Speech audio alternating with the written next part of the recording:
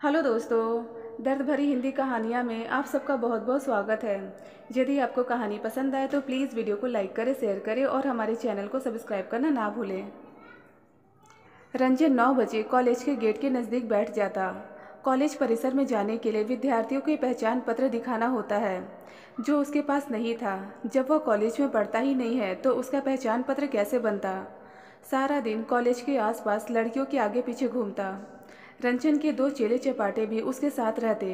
रंजन के माता पिता अमीर थे, जिस कारण उसे मुंह मांगा जेब खर्च मिल जाता था, जिसे वह रोब डालने के लिए अपने मित्रों पर खर्च करता था। कॉलेज के कुछ लड़के लड़कियां भी मौज मस्ती के लिए उसके दल में शामिल हो गए। बाइक पर सवार होकर सारा दिन मटर गश्ती करता रंजन एकदम स्वतंत्र जीवन व्यतीत कर रहा था। एक दिन रंजन कॉलेज के बाहर बस स्टॉप पर बैठा लड़कियों को देख रहा था। बस से उतरती एक लड़की पर उसकी नज़र अटक गई। गुरु, कहाँ गुम हो गए हो? एकटा कॉलेज के गेट को देखे जा रहे हो?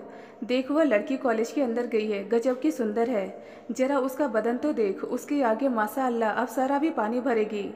गुरु, कौन से वाली? कॉलेज के गेट पर खड़ी लड़कियों के समूह को देखकर उसके चमचे ने पूछा। वह लड़की सीधे कॉलेज के अंदर चली गई है। इस समूह में नहीं है। आज पहली बार यहाँ देखा है। आज कहीं नहीं जाना है जब तक वह कॉलेज से बाहर नहीं निकलती है। आज गेट पर ही धरना देना है। जो हुक्म गुरु। कुछ देर बाद कॉलेज में पढ़ाई से मन चुराने वाले लड़के लड़कियों का झुंड भी रंजन के इर्द गिर्द जमा हो गया और रंजन से बर्गर खाने की फरमाइश करने लगे। देखो, बर्गर पार्टी तब होगी जब मुझे वह दिखेगी। कौन? एक साथ कई स्वर बोले। शायद मैं उसे पहली बार देख रहा हूँ। तुम्हारी मदद चाहिए, उससे दोस्ती करनी है। ठीक है गुरु, हम सब तुम्हारे साथ हैं। सब कॉलेज के गेट की तरफ देखने लगे। दोपहर के 2 बजे वह लड़की कॉलेज के गेट पर नजर आई। देखो, उस लड़की को देखो। उसका नाम बताओ। गुरु, इसका नाम आशा है और यह दूसरे वर्ष की छात्रा है। पुरानी छात्रा है, परंतु मैंने इसे पहली बार देखा है। आशा बहुत पढ़ाकू लड़की है। यह सुबह 8 बजे आ जाती है। आज थोड़ी देर से आई है, इस कारण तुम्हें पहली बार नजर आई। मुझे आशा से मिलवा दो, दोस्ती करवा दो। यह मुश्किल है। वह पढ़ने वाली लड़की है, हमारी तरह मौज मस्ती करने वाली नहीं है। तुम्हारे इतने मित्र बन चुके हैं, किसी के साथ भी मौज मस्ती कर लो। आशा तो हमें भी डांट देती है। उसकी अक्कड़ तो तोड़नी होगी। वह मेरे दिल में उतर चुकी है। उसकी जगह कोई और लड़की नहीं ले सकती। मेरा काम तो तुम्हें करना ही होगा। 2 दिन बाद रंजन के समूह की 2 लड़कियों ने उसे साफ कह दिया कि आशा की उसमें कोई रुचि नहीं है। वह सिर्फ पढ़ने वाले लड़कों से ही दोस्ती रखना चाहती है।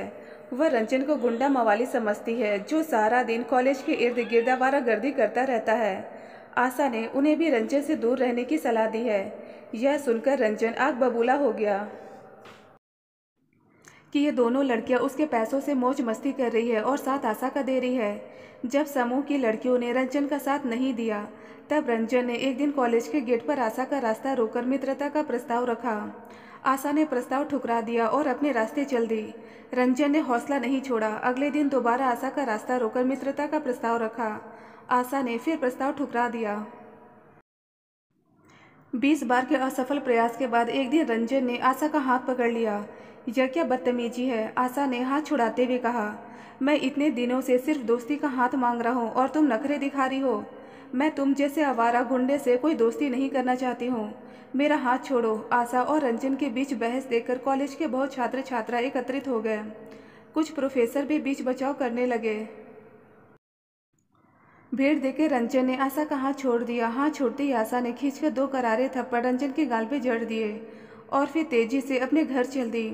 प्रोफेसरों ने रंजन को चेतावनी दी कि आइंदा कॉलेज परिसर के पास नजर नहीं आना चाहिए, वरना पुलिस में शिकायत दर्ज करा दी जाएगी। लुटे पिटे जुआरी की तरह रंजन घर लौट आया। उस दिन के बाद कॉलेज के छात्रों ने उसका समूह छोड़ दिया। अब रंजन अकेला अपने 2 चेलों के संग कॉलेज से थोड़ी दूर चहलकदमी करता रहता। अमीर परिवार के बिगड़े लड़के रंजन ने इस किस्से को अपनी तौहीन समझा और फिर बदले की भावना से जलने लगा। कॉलेज के छात्रों से उसका संपर्क टूट गया। कॉलेज के गेट पर रंजन पर कड़ी निगरानी रखी जाने लगी। रंजन के मन में आशा रच-बस गई थी। उसके प्रेम और मित्रता का प्रस्ताव आशा ने ठुकरा दिया था और सबके सामने 2 थप्पड़ भी रसीद कर दिए थे। बदले की भावना ने उसके विवेक को जला दिया। रंजन ने एक दिन अपने चेलों को अपनी योजना बताई। कान खोलकर सुन लो, उस आशा को उठाना है। रंजन की योजना को सुनकर दोनों चेले सन्न हो गए। बड़ी मुश्किल से गला साफ करके कहने लगे, गुरु आप क्या कह रहे हो? उसे ज़बरदस्ती उठाना है? बहुत खतरनाक योजना है। तुम पहले से ही कॉलेज के छात्रों और प्रोफेसरों की नज़रों में हो। सीधे सीधे समझो, गुरु की आशा को उठाने का मतलब है जेल। सब पुलिस को तुम्हारा नाम बता देंगे, मुझे कोई फ़र्क नहीं पड़ता। उसे कहीं का नहीं छोड़ूंगा। गुरु बात को समझो, इस योजना को छोड़ो, कुछ और सोचो। तुम मेरा साथ दोगे? नहीं, दोनों कहकर भाग गए। नामर्द है दोनों, फालतू में दोनों को खिलाता पिलाता रहा, किसी काम के नहीं है। कोई बात नहीं, इस काम को मैं अकेला कर लूँगा। अब रंजन अकेला ही आशा को उठाने की योजना बनाने लगा। उसने अपना हुलिया बदला, दाढ़ी बढ़ा ली और आशा का पीछा करके उसकी दिनचर्या की पूरी खबर लेने के बाद उसके अपहरण की योजना बनाई। आशा जिस जगह रहती थी वह दोपहर के समय थोड़ी सुनसान रहती थी। कॉलेज से घर आने की बस पकड़ी, बस स्टॉप से पैदल घर जा रही थी। रंजन आज कार में था। रंजन ने कार उसके आगे अचानक रोकी। आशा घबरा गई। आशा साइड से कार के पार जाने की कोशिश करने लगी। रंजन ने फुर्ती से नशीली पदार्थ में डूबा रुमाल आशा के मुंह पर रखा। इससे पहले कि वह कुछ समझ पाती, रंजन ने कार का पिछला दरवाजा खोलकर उसे कार के अंदर धकेला। नशीली पदार्थ की अधिक मात्रा होने के कारण वह कोई प्रतिरोध नहीं कर पाई। कार की पिछली सीट पर बेसुध पड़ गई। रंजन ने कार को वहां से तेजी से भगाया। शहर से दूर अपने पैतृक गांव के मकान के पास रंजन ने कार रोकी। गांव में एक बड़ा मकान था जिसकी देखभाल अमन करता था। अमन अपनी पत्नी मीना और 2 बच्चों के संग मकान के पीछे वाले हिस्से के एक कमरे में रहता था। अमन बहुत भरोसेमंद और पुराना नौकर था। मकान एक तरह से छोटा फार्म हाउस था। अपने पैतृक मकान पहुंचकर रंजन ने हॉर्न बजाया तो अमन ने मकान का गेट खोला। रंजन ने कार को मकान के अंदर पार्क किया और फिर अमन की मदद से आशा को कमरे में लिटाया। आशा अभी भी बेसुध थी। रंजन ने कमरे को बाहर से बंद कर दिया और अमन को सख्त हिदायत दी कि आशा को मकान से बाहर नहीं जाने देना है, और फिर दूसरे कमरे में जाकर आराम करने लगा। रंजन कमरे में अपने बिस्तर पर लेटा हुआ आगे की रणनीति बना रहा था। आशा को कमरे में बंद करता देख मीना स्थिति को भाप अमन से पूछने लगी, यह लड़की कौन है? मुझे नहीं मालूम। लड़की बेहोश लग रही है। हाँ, लग तो बेहोश रही है। सुनो, मुझे हालात सही नहीं लग रहे हैं। हाँ मीना, कोई बात तो अवश्य है। खास नज़र रखने को कहा है कि लड़की मकान से बाहर नहीं जाने पाए। कुछ उल्टा सीधा तो नहीं कर दिया इस लड़की के साथ? लगता तो नहीं है। अभी तक तो लड़की के कपड़े सही सलामत है। लड़की होश में आए तब पता चले। अमन के साथ बात करने के बाद मीना कमरे के बाहर बैठी सब्जी काटती रही, फिर साफ सफाई में लग गई। लेकिन आशा को नशीली पदार्थ की अधिक मात्रा दे दी गई थी, जिस कारण वह शाम तक बेसुध रही। थोड़ी देर बाद रंजन कमरे से बाहर आया और मीना को कमरे के बाहर डेरा जमाए देखकर बोला, तुम यहाँ क्या कर रही हो? अपने कमरे में जाओ। यहाँ मैं हूँ, कुछ चाहिए होगा तब मैं आवाज़ दे दूँगा। साहब जी, ये लड़की कौन है और कमरे को बाहर से बंद क्यों कर रखा है? मीना के इस प्रश्न से रंजन का माथा भन्ना उठा और फिर गुस्से से मीना पर बरस पड़ा। देखो, तुम अपने काम से मतलब रखो। जिस काम के लिए तुम्हें नौकरी पर रखा गया है वह करो। मेरे से उलझने की ज़रूरत नहीं है। रंजन को गुस्से में देखकर मीना खामोश रही। अमन उसे अपने कमरे में ले गया। मीना, तुम साहब से क्यों उलझ रही हो? अमन बोला, सुनो, यह गड़बड़ मामला है। मुझे पक्का शक है कि इस लड़की को ज़बरदस्ती उठाकर लाया गया है। लड़की बेहोश है। मुझे साहब जी के लक्षण सही नहीं लग रहे हैं। मीना, हम नौकर हैं, हमें अपने दायरे में रहकर साहब लोगों से बात करनी चाहिए। फिर भी एक लड़की की इज्जत का सवाल है। अगर इस लड़की के साथ साहब ने ज़बरदस्ती की तब मैं सहन नहीं करूंगी। अगर वह लड़की अपनी मर्जी से आई हो तब। वह लड़की अपनी मर्जी से नहीं आई है। अगर अपनी मर्जी से आई होती तब वह बेहोश नहीं होती और कमरा भी बाहर से बंद नहीं होता। वह साहब के साथ हंस बोल रही होती। मीना की बात सुनकर अमन चुप हो गया कि उसकी बात में वजन है, लेकिन वह एक नौकर है, उसके हाथ बंधे हुए हैं। वह मालिक के विरुद्ध नहीं जा सकता। शाम के समय अमन रंजन से रात के खाने के बारे में पूछने लगा। साहब जी, रात को खाने में क्या लेंगे? दाल चावल और रोटी बना देना। रात 8 बजे अमर रंजन को खाना देने गया तो पूछा, साहब जी, वह लड़की क्या खाएगी? तुम मियाँ बीबी को उसकी बहुत चिंता सता रही है। जब मैंने कह दिया है कि उसे मैं देख लूँगा। रंजन ने अभी अपना वाक्य पूरा नहीं किया था कि साथ वाले कमरे से दरवाज़ा खटखटाने की आवाज़ आई। आशा को होश आ गया था। स्वयं को अनजान जगह देखकर परेशान हो गई। कमरे का दरवाज़ा बाहर से बंद था। रंजन ने तुरंत गोली की रफ्तार से उठकर दरवाजा खोला। कौन? आशा के इस प्रश्न पर रंजन की क्रूर हंसी गूंज उठी। रंजन की हंसी सुनकर मीना भी दौड़ी चली आई।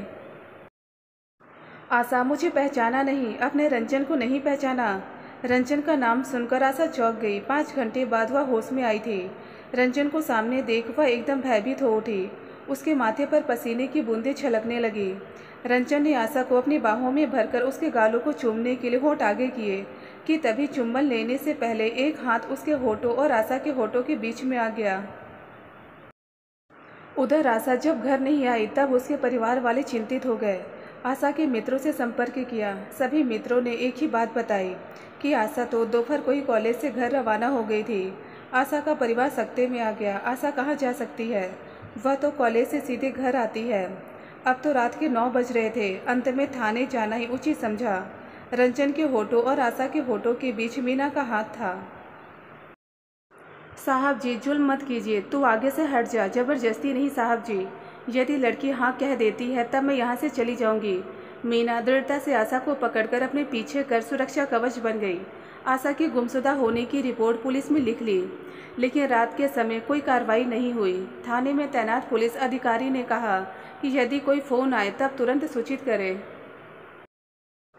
रंजन की आंखों में खून उतर आया। आशा के आगे से हट जा, नहीं तो अंजाम बुरा होगा।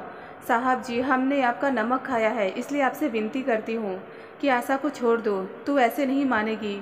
रंजन ने मीना को पकड़कर आशा के आगे से हटाने की कोशिश की। कोशिश को असफल बनाने के लिए मीना ने आशा को मजबूती से पकड़ लिया।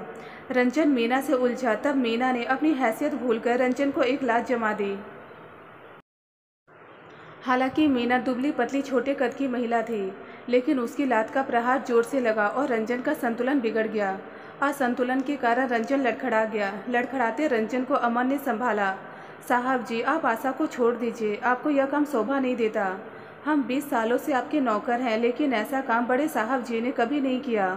आशा के पक्ष में अमन और मीना को देख रंजन पीछे हट गया और फिर अपने कमरे में चला गया। जाते हुए अमन और मीना को धमका गया, आशा को इस मकान से भागने नहीं देना है, वरना तुम दोनों को भून दूंगा। पूरी रात आशा का परिवार सो नहीं सका था।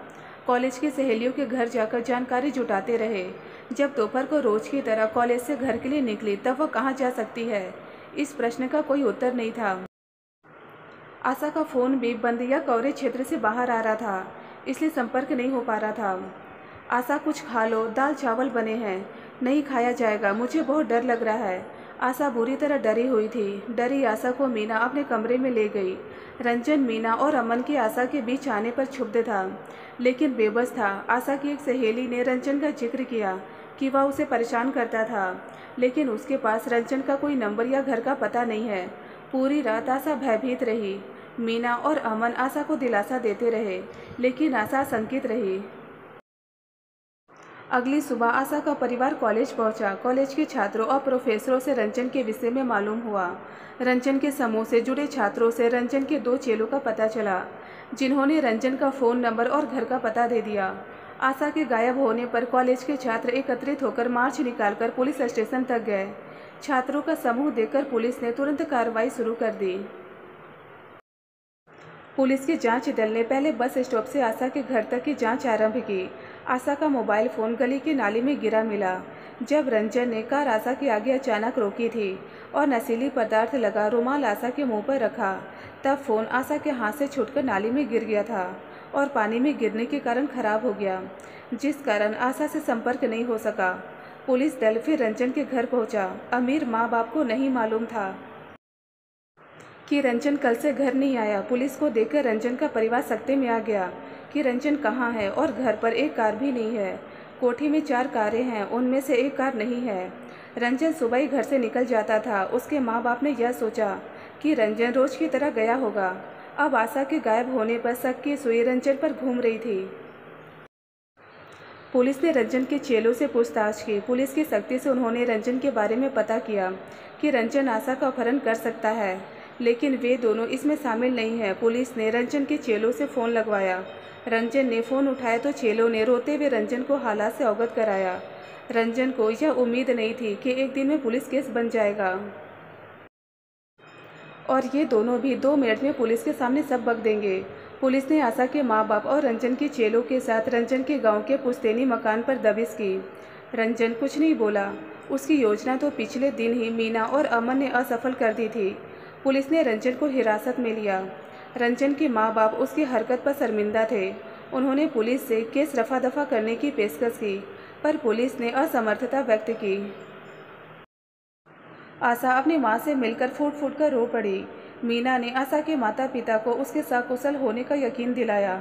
आशा की माँ आशा के पिता को एक कोने में ले जाकर कहने लगी कि लड़की एक रात अनजान लड़के के घर रही, समाज और लोग तरह तरह की बातें करेंगे, हम किस किस को जवाब देते फिरेंगे। आशा का पिता निरुत्तर था। यह बात मीना के कान में पड़ गई। आप कैसे माँ बाप हैं जो अपनी लड़की पर शक कर रहे हैं, जब मैं उसके संपूर्ण सुरक्षित और सकुशल होने की गारंटी दे रही हूँ, तब आप किस बात की चिंता कर रहे हैं। तुम समझ नहीं रही हो, हमें समाज में रहना है। लोग तरह तरह की बातें बनाएंगे। जब मैंने आशा को सुरक्षित रखा है, तब आप चिंता क्यों कर रहे हैं। लोगों का काम तो तमाशा देखना है। लड़की कॉलेज जाती है, वहाँ लड़के भी पढ़ते हैं, लोग उल्टा सीधा कुछ भी कह सकते हैं। जब लोग सीता पर उंगली उठा सकते हैं, जब कुछ गलत हुआ ही नहीं, तब क्यों घबरा रहे हो। कह मीना बड़बड़ाते हुई वहाँ से चली गई। पुलिस ने मीना की बातें सुन ली थी, अतः बोली, अब चलो वापस, आपकी लड़की सही सलामत सुरक्षित मिल गई है। मीना की बात में दम है, खुद को देखो, समाज को नहीं। फिर पुलिस की जीप में बैठ सभी चले गए। आशा स्थितियों का अवलोकन करने लगी कि सीता से लेकर आशा तक लोगों की मानसिकता नहीं बदली है। कब तक अग्नि परीक्षा देनी होगी। धर्म की गलत बातों से निकम्मे हो चुके समाज से और उम्मीद ही क्या की जा सकती है।